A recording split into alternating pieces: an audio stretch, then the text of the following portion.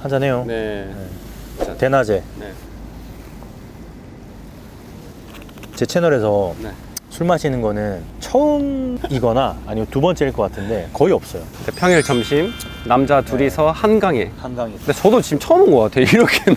낮에 아마 구독자분들이 네. 조금 의아해할 수도 있는데 근데 지금 신선하기도 합니다. 오늘 이제 연수 대표님이랑 네. 이 자영업자 마케팅에 대해서 좀 서로의 의견을 공유하고 또 도움을 드릴 수 있는 부분이 있으면 구독자분들한테도 좀 도움을 주면 좋겠다 이런 생각 때문에 여기까지 나왔고 또 흔쾌히 업무 시간에 이렇게 나와줘서 너무 감사합니다. 네, 덕분에 탈출했습니다. 요즘 마케팅 어때요? 요즘도 많이 마케팅들을 좀 필요로 하세요? 그럼요. 작년 말부터 올해까지 불경기는 계속 되고 있는 것 같아요. 네. 그렇다 보니까 너나 나나 다 지금 마케팅 하시는 것 같기는 합니다. 그러니까 3년 안에 10곳 중에 8명이 문을 닫는데 1년 안에는 10곳 중에 2곳이 문을 닫으니까 2년 넘어가면서 급격하게 폐업을 한다는 급격하게 또 올라가는 거죠. 생존율은 급격하게 낮아지고 마케팅적으로 봤었을 때는 마케팅 시장도 마케팅 인플레이션 시국이거든요. 너나 나나 불경기니까 마케팅을 너나 나나 다 하려고 하고, 예전에는 마케팅 비용을 100만 원만 써서 어느 정도 효과를 봤던 시대라고 하면 지금은 100만 원으로 큰 효과를 볼 수 없는 시대이기도 해요. 네이버 플레이스로 예전과 비교했을 때는 지금 같은 금액으로 효율을 더 못 내는 상황이니까, 예전이라면 마케팅을 해서 장사가 잘 될 수 있었던 분들도 지금은 비용이나 그런 문턱 자체가 많이 높아졌으니까 더 쉽지 않은 시대인 것 같긴 해요. 사실 예전에는 마케팅을 안 하고 거의 매장을 다 운영을 했었거든요. 그런데 요즘에는 네이버 플레이스 광고도 돌려야 되지, 또 리뷰를 받으려면 거기에 투자하는 비용도 만만치 않은데 그걸 투자하지 않고서는 리뷰가 잘 안 달리니까 그런 객관적인 수치들 때문에 마케팅을 안 하자니 애매하고 하자니 돈이 들어가고, 매장을 오프라인에서 운영을 하려면 인테리어 비용 올라갔죠, 보증금도 많이 올라갔죠, 월세도 올라갔지, 음식점이라고 치자면 원가도 올라갔지, 예전에 하지 않던 마케팅도 해야 되다 보니까 그 비용까지 추가가 되지. 그리고 마케팅을 또 한 번 하고 끝나는 게 아니고 매일매일 매달 해야 되다 보니까 맞아요. 그 비용이 엄청나게 상승을 했단 말이에요. 그럼 마케팅을 운영하는 회사 입장에서도 그런 거에 되게 자영업자 사장님들이 부담을 많이 느끼지 않을까, 좀 그게 궁금했거든요. 어때요? 부담을 많이 느끼시죠, 사실. 요즘 찾아오시는 사장님들 중에 장사가 어느 정도 되는데 더 잘 돼서 하시려는 분들 거의 없거든요. 다 장사가 안 되지만 정말 마지막으로 문 닫기 전에 한번 해보겠다 해서 대출까지 받아가지고 그렇게 찾아오시는 사장님들은 지금도 덜어 계세요. 근데 그렇게 약간 절실하게 보시면 이렇게 좀 좋은 성과가 난다든지 하면 되게 기쁘잖아요. 아, 그렇죠. 은평구 쪽에 쪼매난 카페를 운영하시던 사장님이었는데 하루 매출이 진짜 8, 9만 원? 이랬던 사장님이 계셨어요. 근데 진짜 마지막으로 한번 문 닫기 전에 매듭이랑 매듭 한번 지을 수 있으면 한번 지어봐야겠다 해서 매출이 그렇게 해서 시작을 했는데 매출이 한 달에 300만 원, 500만 원 이렇게 넣으신 사장님이 계세요, 실제로. 카페인데. 네, 카페인데 1층이 아니라 그 건물 안에 고층에 위치해 있어서 사람들이 아예 몰랐던 거죠. 저희가 어떤 카페다라는 걸 잘 세팅을 해서 올렸을 때 노출이 되면서 사람들한테 좀 관심을 받기 시작하고 매출이 오르지 않았나. 그러면은 어떤 마케팅을 해주길래 그런 식으로 매출이 1, 2개월 만에 이렇게 오를 수 있는 거예요? 구석에 있었던 카페잖아요. 저희는 네이버 플레이스 마케팅을 하고 있잖아요. 근데 사실 요식업계 중에서 아직도 플레이스냐 이렇게 얘기하는데 어떻게 생각하세요? 개인적인 소견을 좀 말씀을 드리자면 플레이스는 제가 한 3년 전에 올린 영상에서 제 채널에 아직도 남아있는데 식당의 홈페이지예요. 공식적인 홈페이지인 거죠.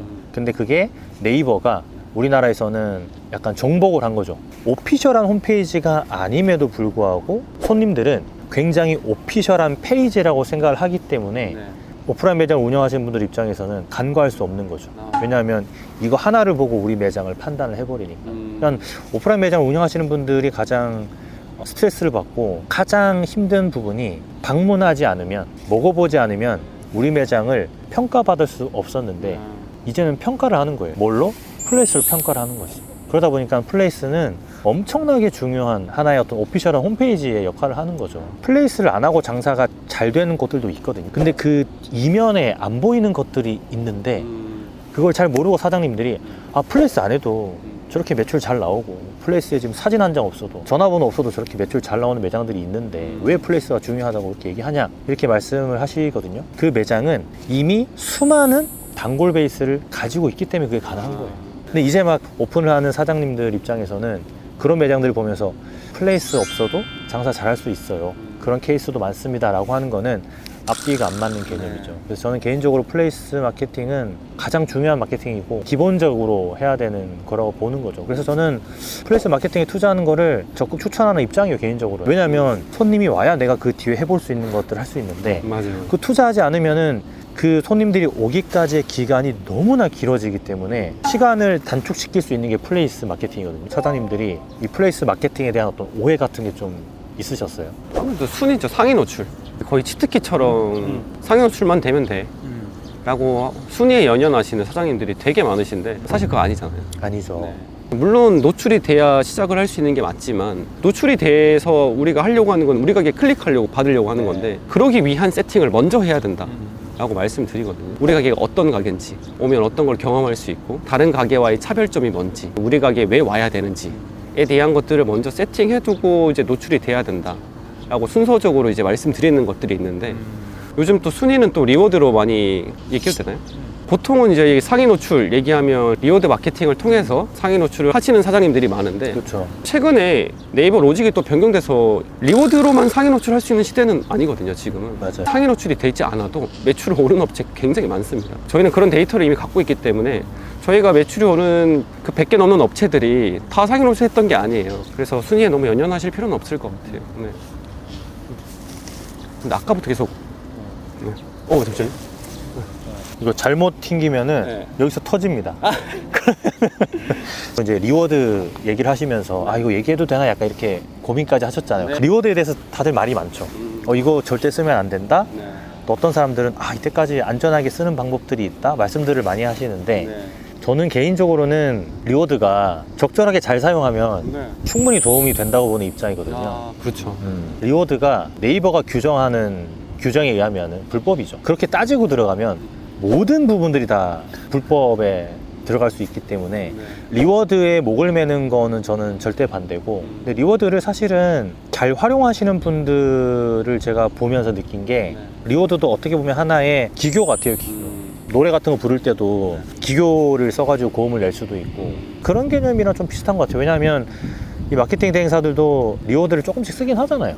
안 쓰는 대행사는 없을 거예요. 특히나 플레이스 마케팅 대행을 한다고 하면 아예 안 쓰고 온전히 진행을 한다라는 거는 사실 뭐 트렌드에 뒤처지는 행위지 않나 싶기도 하거든요, 저는. 근데 물론 모든 업체들이 리워드가 필요한 건 아니죠. 네, 아니죠. 네. 네, 모든 업체들이 필요한 건 아닌데 경쟁사가 계속 사용을 하고 있고 내 동일한 상권 안에서 내가 리워드를 쓰지 않고서는 도저히 순위가 올라가지 않는 구조에 내가 갇혀져 있다면 어느 정도 그걸 돌파하기 위해서는 리워드를 쓰는 게 저는 맞다고 보거든요. 마케팅 회사를 운영하는 입장에서는 네. 어떻게 생각해요? 좀 예민할 수 있지만. 굉장히 예민한 부분이긴 한데 한잔 하면서. 네. 사실 리워드는 시기적절하게 사용할 수밖에 없는 상권이 또 있는 것 같고요. 말씀하신 것처럼 모두가 다 리워드로 노출을 하고 있는데 내 가게를 노출시키려면, 정말 알리려면 리워드로 승부를 볼 수밖에 없는 그런 키워드들도 있어요. 다만 그거를 어떻게 좀 순서에 맞게 시기적절하게 사용하냐의 차이일 것 같고, 최근에 네이버 플레이스 상위 노출에 대한 로직이 크게 한번 바뀐 적이 있는데 리워드를 써서 상위 노출이 되고 있는 업체들이 대부분 다 순위가 되고 하락하는 맞아요. 그런 일들이 있었잖아요. 몇백위로 막 떨어지고. 리워드를 통해서 장기간 상위 노출을 하고 있던 업체들이 순위가 떨어졌으며, 반대로 리워드를 하지 않고 일반적인 네이버 플레이스 최적화만 한 업체들이 지역 맛집까지도 노출이 되는 케이스들이 지금 계속 나오고 있단 말이죠. 이거는 제가 지금 대행을 한 3년 정도 운영하면서 저도 처음 본 케이스예요. 인위적으로 상위 노출을 시키지 않으면 될 수 없었던 그런 키워드까지. 이런 이야기가 유튜브에 올라가면 많은 자영업자분들이 또 약간 저한테 안 좋은 댓글을 달 수도 있어요. 왜냐하면 리워드가 불법인데 왜 그거를 쓰는 게 괜찮다고 얘기를 하느냐라고 말씀들을 하시는데, 그거를 써야 되는 절실한 상황에 계신 분들이 계세요. 맞아요. 상권도 그렇고 세팅이 된 상태에서 리워드를 적절히 사용하시고 그 리워드를 또 한 번에 막 이렇게 막 의미 없이 이렇게 쓰시는 분들은 사실 크게 도움이 안 되는데 그런 것들만 좀 자제하면 좋지 않을까 그런 생각들을 하고, 그 매듭에서도 리워드를 쓰지 않았는데도 불구하고 매출이 오른 사례들도 많았었잖아요. 네네. 어떤 형태로 그게 매출이 오른 거예요, 그러면? 매출이 오른 케이스들이 어떤 특별한 걸 하기보다는 제가 어디 가서 뭐 강의를 하거나 어떤 사람들한테 얘기를 할 때 네이버 플레이스는 뻔한 것을 잘해야 된다라고 말씀드리거든요. 그러니까 모두가 아는 사진, 영상, 부가 서비스들, 키워드, 이런 뻔한 것을 우리 가게에 맞게 잘 할 수 있어야 된다라고 말씀드려요. 일반적인 최적화를 잘 이해하고 계시는 사장님들이라면 순서에 맞게 정말 내 업체에 맞춰서 진행을 잘 하기만 하면 저는 네이버 플레이스 하나 가지고도 매출이 올릴 수 있다고 생각하거든요. 지금 시기에도. 저희가 지금 그러고 있으니까. 몇 년 전에 제 연수 대표님이 제 채널 처음 나와가지고 제 채널을 보시는 분들한테 마케팅적으로 도움을 이제 드리기 위해서 한 분 한 분 다 전화를 다 해준 적이 있잖아요. 그게 한 200분이 넘는 걸로 제가 알고 있는데. 근데 그때 엄청 많이 들어왔어요. 그래서 저도 좀 미안했어요. 아니. 그래서 이번에도 제 채널 나오신 김에 저희가 또 한강까지 왔잖아요. 네, 맛있는 맥주도 제가 대접을 하는 거니까 한 50분만 한 50명 50명 정도 한정해서 대행사에 맡기신 분들도 있고 아니면 직접 혼자 하시고 계시는데 막히는 부분들도 있고 아예 못 하시는 분들도 있기 때문에 이 세 가지 부류에서 매듭에서 좀 고민이 있으신 분들한테 상담을 해주시면 너무 좋겠다. 근데 너무 많으면 또 제가 죄송스러우니까 한 50분 정도만 끊어가지고 그렇게 좀 상담을 해주시면 좋을 것 같아요. 어떠세요?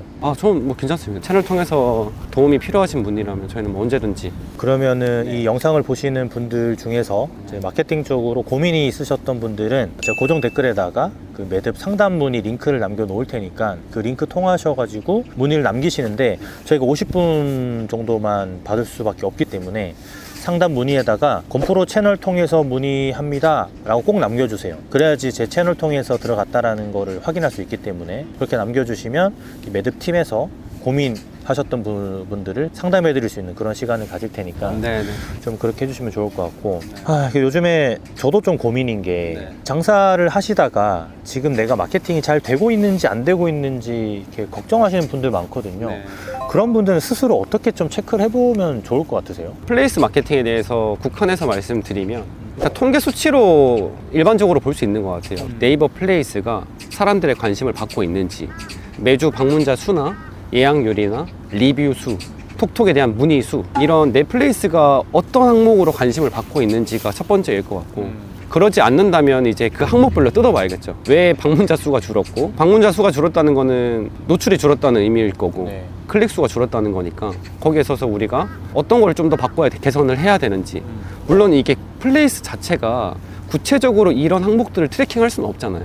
다만 이제 그런 걸 제가 관심을 가지고 기민하게 움직이는 사장님들이 마케팅에 대한 점검을 잘 하시는 것 같아요. 정확하게 할 수는 없다고 해서 안 하기보다는 홈페이지가 늘 노출되고 사람들의 관심을 받아야 된다는 걸 아시는 사장님들은 이런 항목들 하나하나를 뜯어보면서 신경을 써야 된다는 거죠. 두 가지 정도 더 궁금했던 사항을 좀 물어보면 좋을 것 같은데, 첫 번째는 블로그 체험단들을 이제는 다 하거든요. 안 하시는 분들은 거의 없을 정도로 다 하시는데 대행사에서 해주는 블로그 체험단들이랑 또 사장님들이 직접 블로그 체험단을 하는 거랑 그게 차이가 또 꽤 많이 나잖아요. 어떤 부분에서 차이가 나는 거예요? 블로그 체험단을 그냥 막 하면 왜 안 되는 거예요? 사실 노출 때문이죠. 블로그 상에서 노출? 이게 블로그 체험단을 하는 이유가 체험단이 우리 가게에 대한 경험을 포스팅해서 그 포스팅한 글을 많은 사람들한테 알리기 위해서잖아요. 홍보를 하기 위해서.